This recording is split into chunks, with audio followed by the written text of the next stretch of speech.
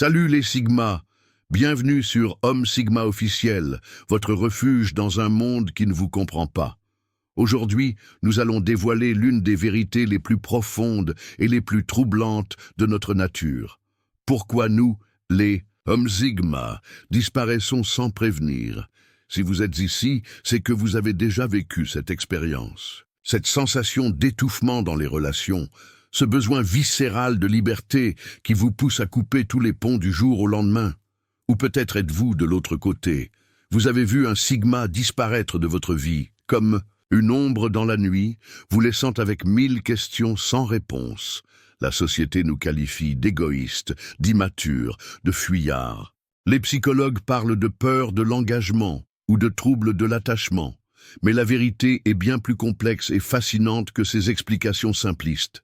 Ce comportement apparemment cruel cache en réalité une architecture psychologique sophistiquée, forgée par des années d'incompréhension et d'inadéquation avec les normes sociales conventionnelles. Pendant les prochaines minutes, je vais vous emmener dans un voyage au cœur de l'âme Sigma. Nous explorerons ensemble les mécanismes profonds qui déclenchent cette disparition soudaine, les cycles émotionnels complexes qui nous gouvernent, et surtout, nous comprendrons pourquoi cette capacité à ghoster est en réalité l'une de nos plus grandes forces adaptatives dans un monde qui n'est pas fait pour nous. Si cette analyse vous parle, si vous vous reconnaissez dans ces mots, alors abonnez-vous à Homme Sigma officiel, car ici, nous ne jugeons pas, nous ne condamnons pas, nous comprenons. Nous sommes la seule communauté qui célèbre votre authenticité et qui vous donne les clés pour naviguer dans un monde d'alpha et de bêta avec votre identité intacte. La Soldade Stratégica. La disparition du mâle Sigma n'est pas un accident. C'est une stratégie millénaire, gravée dans notre ADN psychologique par des générations d'hommes qui ont compris une vérité fondamentale. Dans un monde qui ne vous comprend pas, la solitude devient votre plus grand allié. Mais attention, mes frères, ne confondez pas notre solitude stratégique avec l'isolement des introvertis socialement anxieux ou la fuite des hommes immatures. Notre retrait est calculé, méthodique et surtout temporaire. Nous ne fuyons pas la réalité, nous la remodelons selon nos propres termes. La première fois que j'ai compris ce mécanisme, c'était en observant Marcus, un Sigma de 34 ans, directeur commercial dans une multinationale. En apparence, Marcus était l'homme parfait, succès professionnel, charisme naturel, cercle social large. Pourtant, tous les 6 mois environ, Marcus disparaissait. Il coupait ses téléphones, ne répondait plus aux messages, annulait tous ses rendez-vous. Pendant 2 à 3 semaines, il devenait un fantôme. Ses collègues pensaient qu'il faisait une dépression.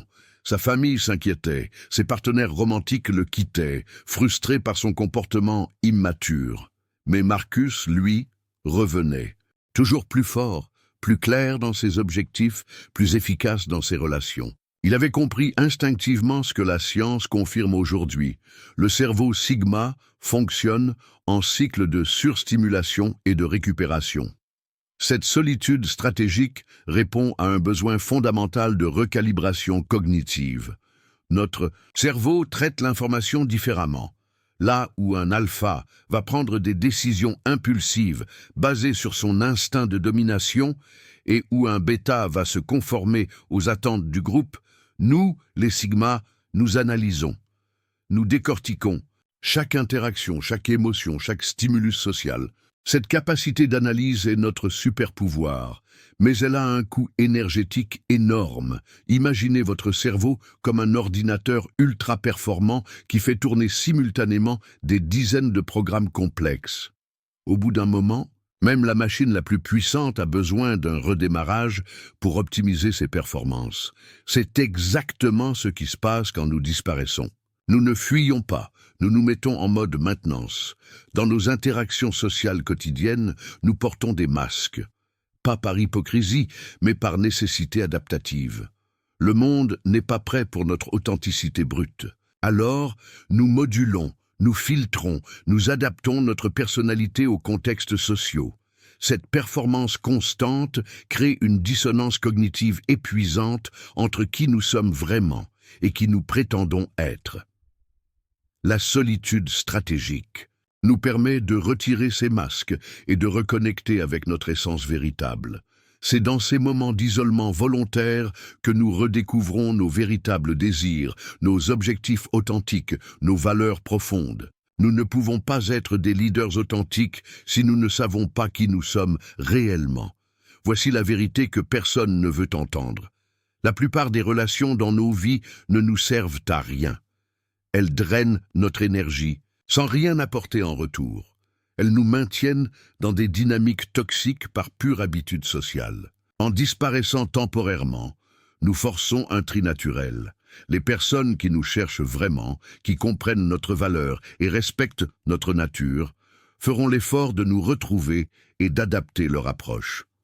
Les autres, les vampires, énergétiques, les manipulateurs, les dépendants affectifs se lasseront et passeront à autre chose. C'est un filtre social d'une efficacité redoutable.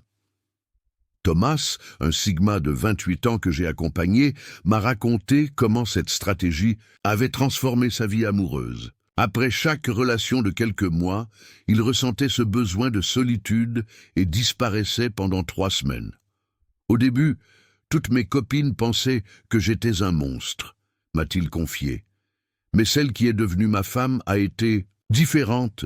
Au lieu de me harceler ou de jouer les victimes, elle m'a envoyé un simple message. « Prends le temps dont tu as besoin.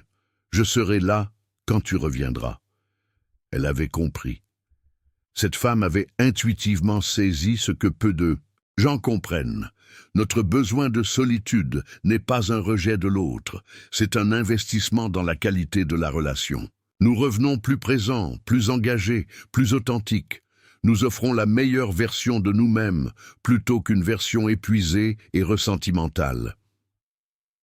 La solitude stratégique nous enseigne aussi l'une des leçons les plus importantes de l'existence. Nous sommes complets par nous-mêmes.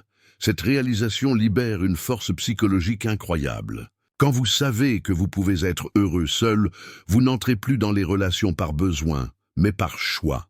Vous n'acceptez plus les compromis toxiques par peur de l'abandon. Vous ne vous conformez plus aux attentes irréalistes des autres pour acheter leur affection.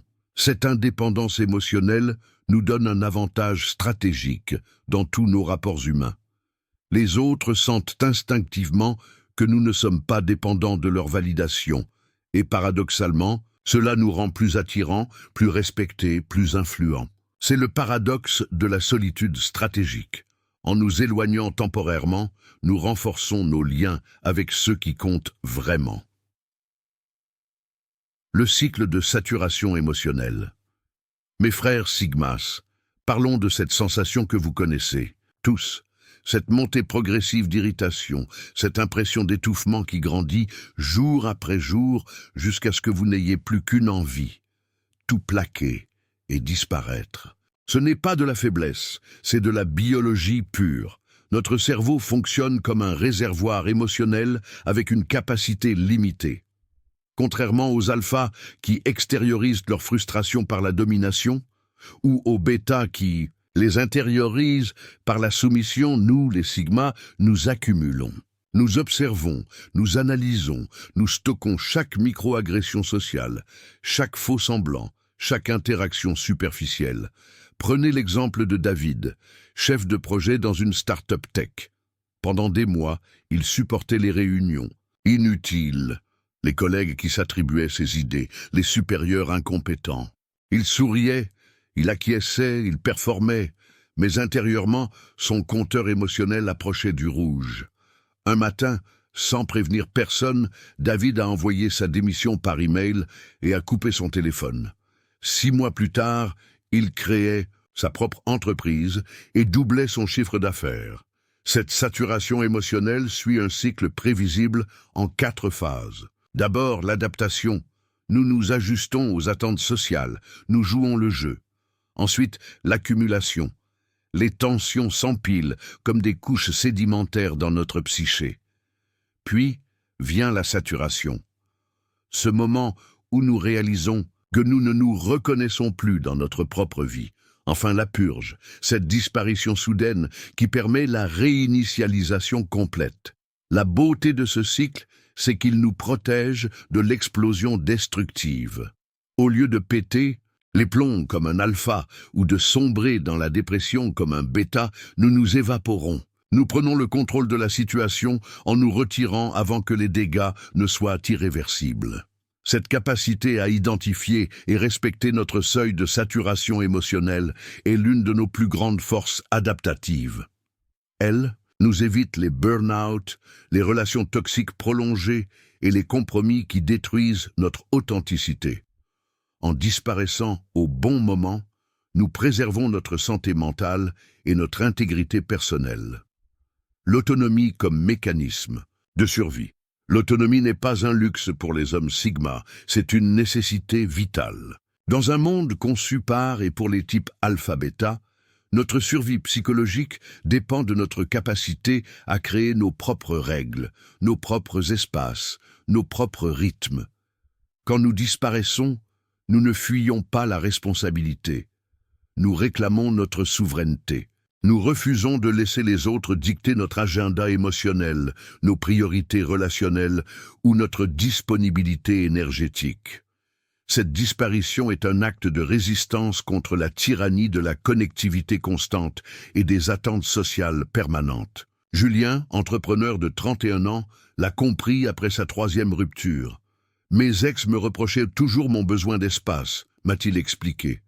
Elle voulait que je sois disponible 24h/24, que je partage chaque pensée, chaque émotion.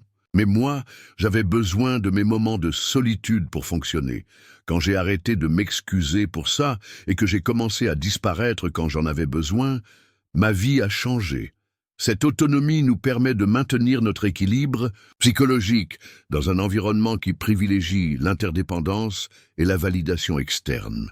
Pendant que les autres cherchent l'approbation du groupe, nous puisons notre force dans notre capacité à être autosuffisants émotionnellement. Notre disparition temporaire est aussi un test de qualité pour nos relations. Les personnes qui respectent notre besoin d'autonomie et qui ne prennent pas notre retrait comme un rejet personnel sont celles qui comprennent vraiment notre nature. Ce sont ces relations-là qui durent et qui s'épanouissent. L'autonomie Sigma ne signifie pas l'égoïsme ou l'indifférence.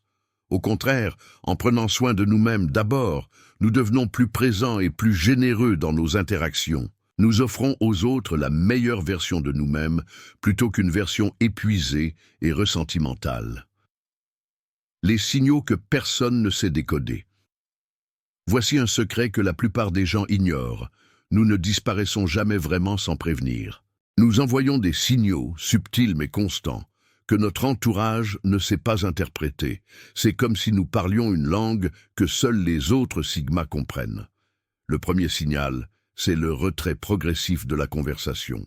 Nous devenons plus lacunaires dans nos réponses, plus distants dans nos interactions. Nous passons de paragraphes détaillés à des « OK » et des « d'accord ». Nous évitons les sujets personnels et nous restons en surface. Le deuxième signal, c'est l'irritabilité croissante face aux sollicitations. Ces appels pour prendre des nouvelles, ces invitations de dernière minute, ces demandes de conseils répétitives nous agacent de plus en plus. Nous commençons à décliner poliment, puis de plus en plus sèchement.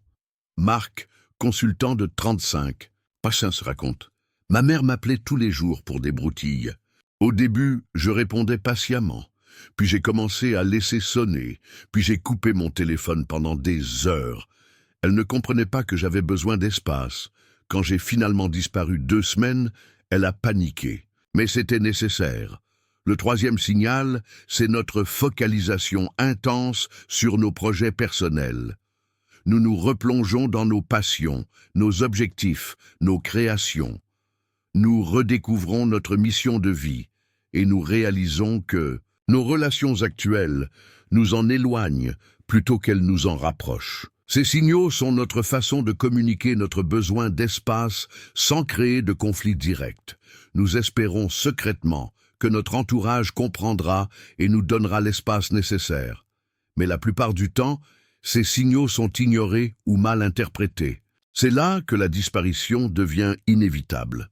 Ce n'est pas un caprice, c'est le dernier recours quand tous nos signaux diplomatiques ont échoué. Nous préférons partir en silence plutôt que d'exploser en reproches. La protection de l'authenticité. Notre disparition soudaine est avant tout un acte de préservation de notre authenticité. Dans un monde qui nous pousse constamment vers la conformité, nous devons parfois nous retirer pour ne pas perdre notre essence véritable.